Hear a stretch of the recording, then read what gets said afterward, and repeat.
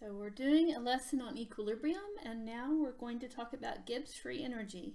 And that's because, what's stable and what's spontaneous depends on Gibbs free energy, and equilibrium is part of that. Just a reminder that this is our equation for Gibbs free energy. It puts together the change in entropy of the substances with the change in entropy of the surroundings, which comes from heating or cooling the environment. And so overall, for a reaction, the delta G, or Gibbs free energy, change in Gibbs free energy, must be negative for the reaction to be spontaneous. So 0 is kind of the cutoff for being one way or the other. So that's why we say this. If the reaction is at equilibrium, then it's close to 0. So in other words, reactants or products are not that much more favored than the other. And generally you could say if it's in between here, kind of on the positive side, that's going to say that the equilibrium favors the reactants.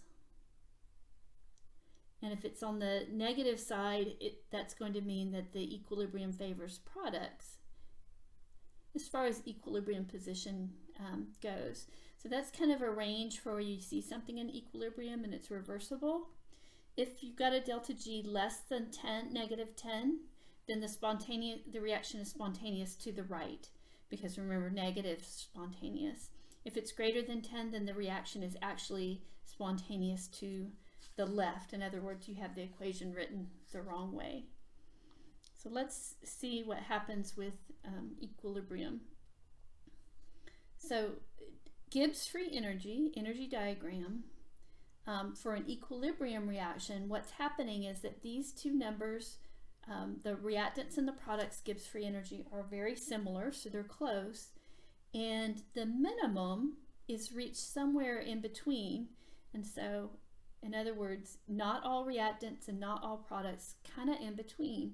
And you can think about this as being a balance between the heat of reaction and the changes in entropy of the reactants and products versus products. And we aren't going to use the equation, but I do want you to know the connection and know how to interpret it. And so we have another K, the thermodynamic equilibrium constant.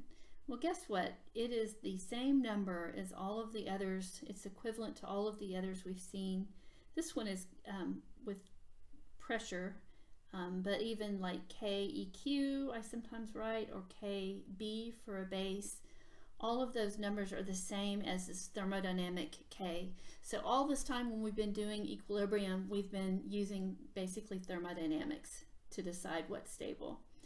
Again, I won't have you use this equation, but you do need to know that the log of 1, natural log of 1, is 0. And so we can use that to interpret when K favors the products, then if K is large, it favors the products. It's much larger than 1. If K is much larger than 1, then this will come out to a negative number, change in Gibbs free energy, which means the reaction is spontaneous to the right.